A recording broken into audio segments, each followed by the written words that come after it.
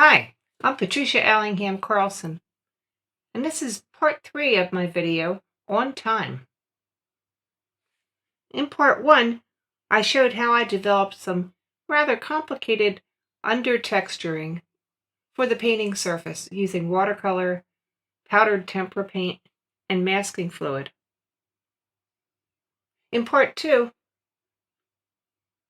I worked very extensively on the complicated cloud formations of the sky and softening the masking. In part 3, I moved pretty much to the ground.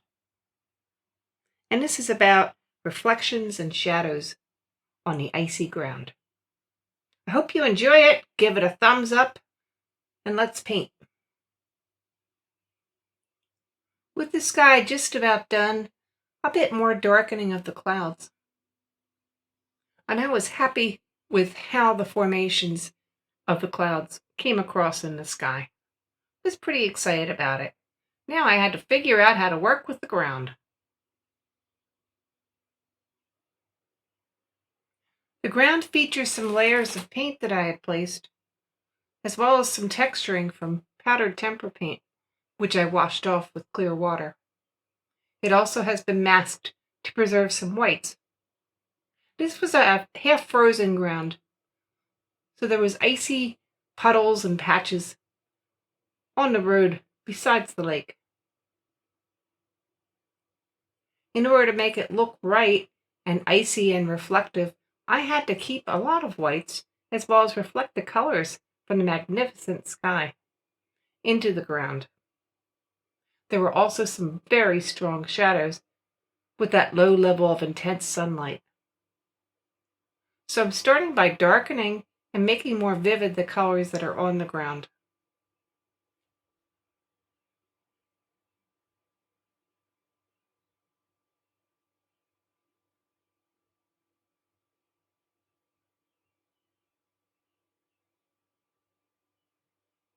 I'm working into the white icy puddles, softening them where the masking made a hard edge and I wanted it softer, and softening the lines that are on these puddles.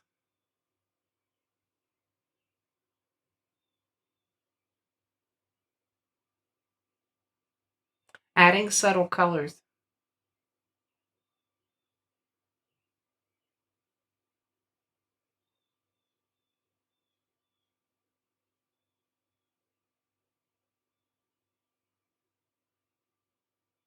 And shadows.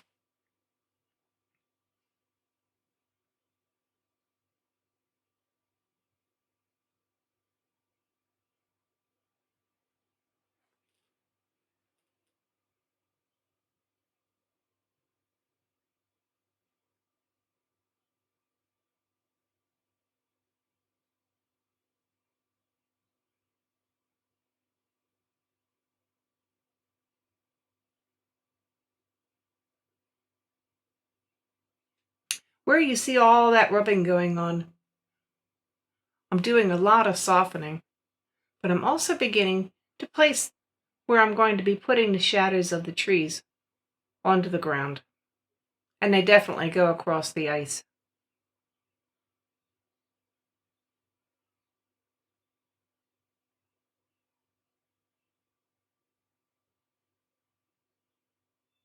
I'm putting in a very soft shade of blue, which is cobalt blue diluted with a lot of water.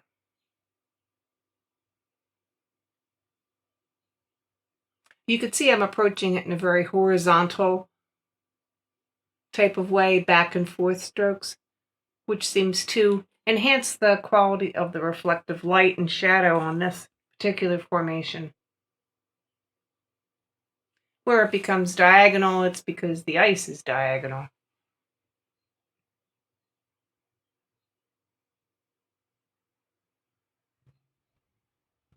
And I'm basing this fairly closely on my reference photo, which I'm looking at on my iPad to the right.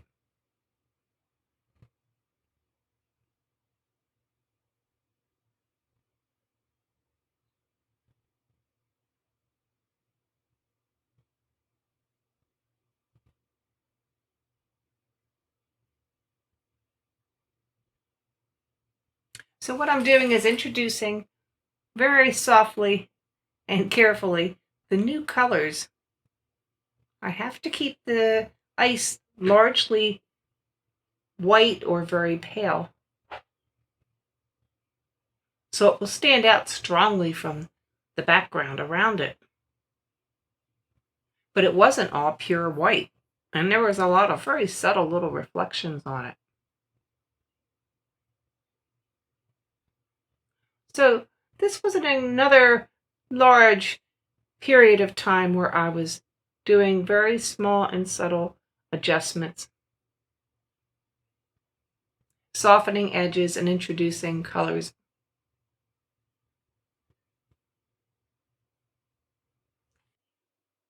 I've darkened the road a little bit toward the left. As I move away from the brilliant sun, the colors become more shadowed and shaded. Toward the center, the colors are going to be more full of light. And the light that I'm using is primarily a quin gold, which is really an incredible color. It's very vivid. And I say quin instead of quinacridone, which is the word that I'm probably saying wrong, but it's quite a mouthful.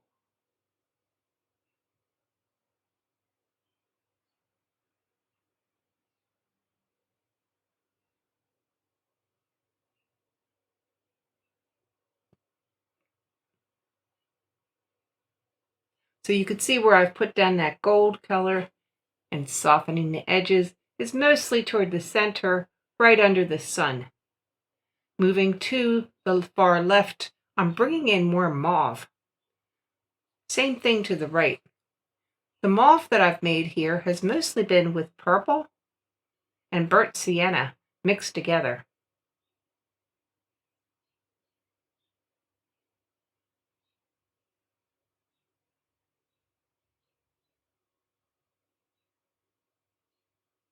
As for the color mauve, it works very well for the kind of red clay soil that is showing in this painting. The burnt sienna for the clay color, and then the purple to settle it down for shadowed areas.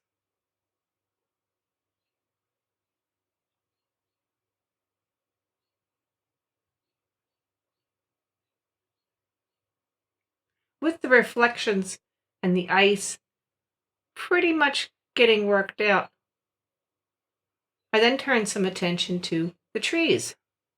So far, they're just barely marked as stumpy trunks, and they need a lot more development.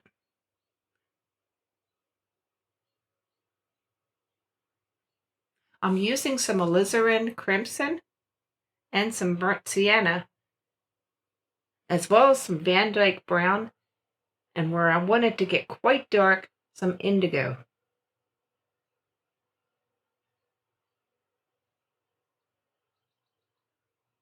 In a few places, you can see where I've applied some cadmium orange as well. And that is where that sun is shining directly on the tree trunks. And these colors were very bright and very rich.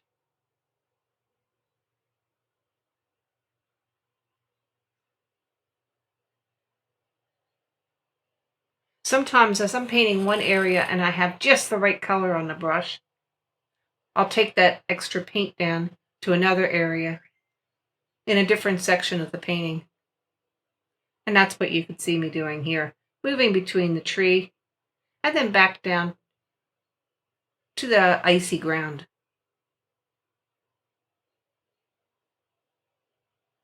And always softening those hard edges left by the masking. I am now darkening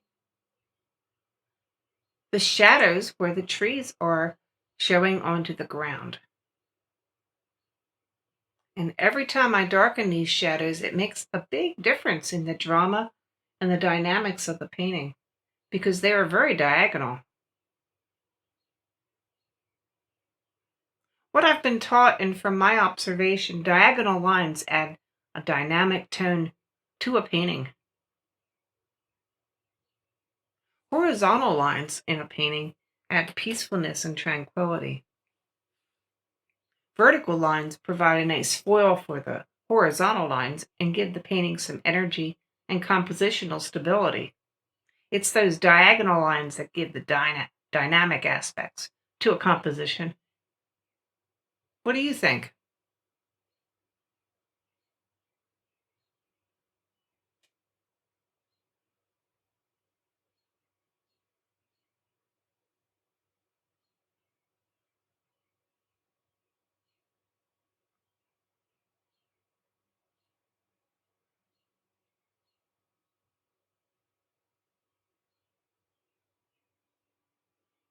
And back to the trees.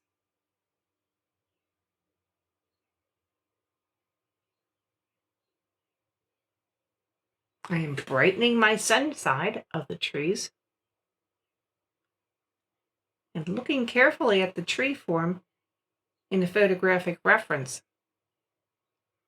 The branches that I think are interesting and work well with my composition, I'm including.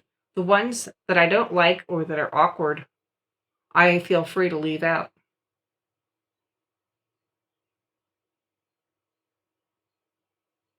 I'm roughing my branches in, primarily using burnt sienna.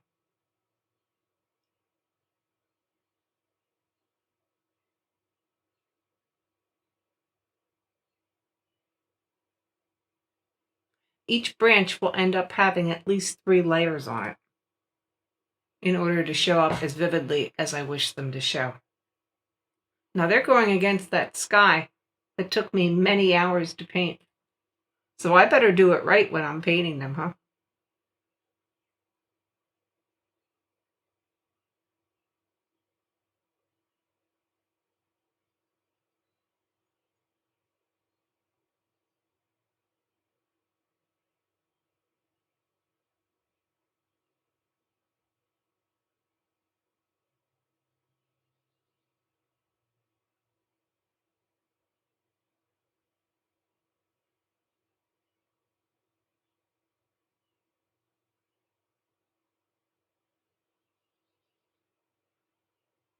As each branch grows outward and further away from the trunk of the tree, of course, it naturally gets thinner and thinner and thinner.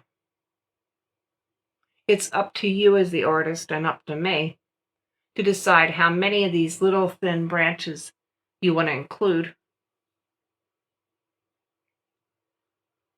and how many you don't think are going to be necessary to make your statement for your tree. I think it's probably best to start out underdoing it, and then if you want to add some more later, you certainly can. What do you think? Here you could see me bringing some branches in from the other side of the painting, which isn't even painted. That's to indicate that the scene, of course, goes on, and there's another tree over there. And I think it helps to fill out the sense of space. Your painting is just a small slice of what is actually there.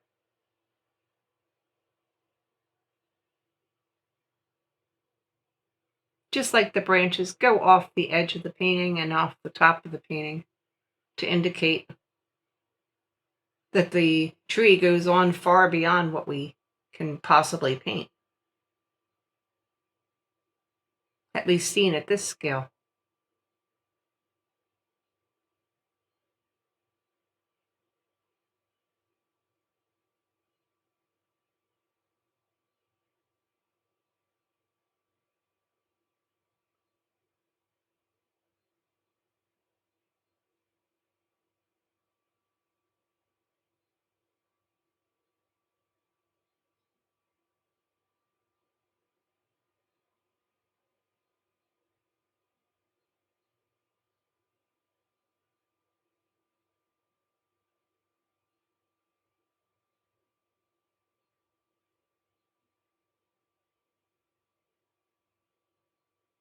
Here you see me adding a second or a third layer of paint to get the colors as brilliant and sharp as I want them.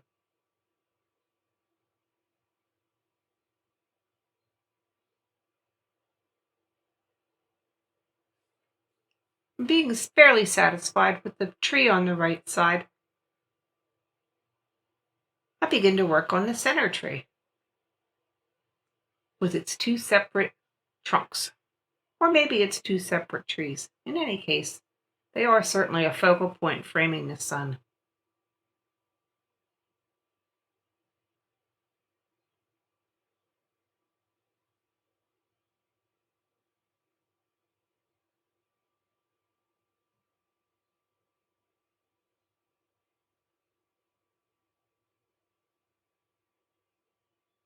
I'm taking a lot of care with these branches, like I said before.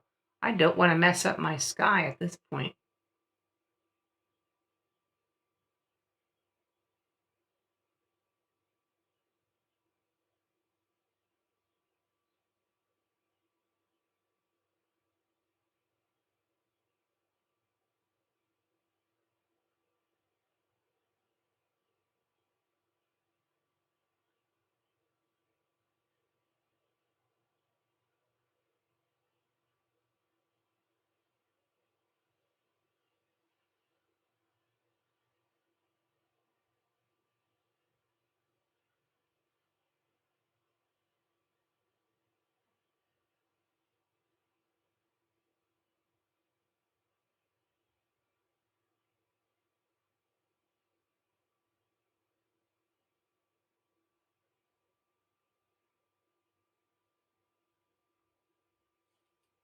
And the painting dance goes. One tree to the other. As I add branches on one tree, I see an apparent lack in another tree, and I begin to fill that out more. And as you've seen me, sometimes I'll dance back to the ground and start to paint in a shadow or something else down there. I do hope I'm done with the sky at this point, because that seemed to take forever.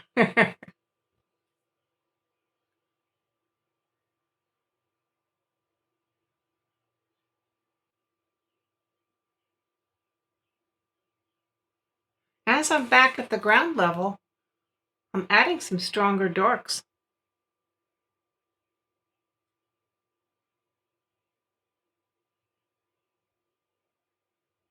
I've deepened the color of the shadows, and I've deepened the color of the foreground, that scrubby area of grass. Now I'm deepening along the bank between the road and the slope in the distance.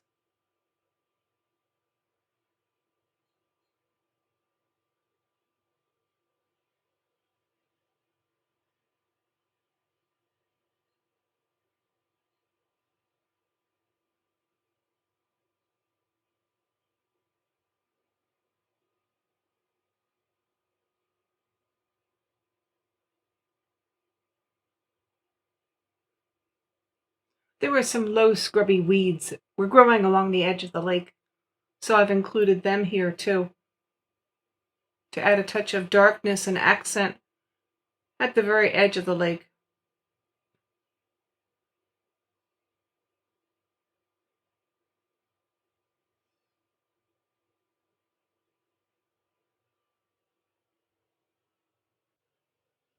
I hope you enjoyed my video, part 3 of On Time. Part 4 is going to pull things together a little bit more by completing the trees, adding a figure, and adding a dock that makes it unique to this particular location at Peace Valley. I hope you'll give my video a thumbs up, and you can ring the bell and subscribe and not miss any future videos. There's some links for you to check out below too, to some different products I use, some products I create on various pages, my Facebook art page, my blog. I hope you get a chance and check them out sometime. I appreciate any comments that you might leave, and I try to answer as many as I can. Well, thanks for being here. Thanks for watching, and I'll see you next painting session.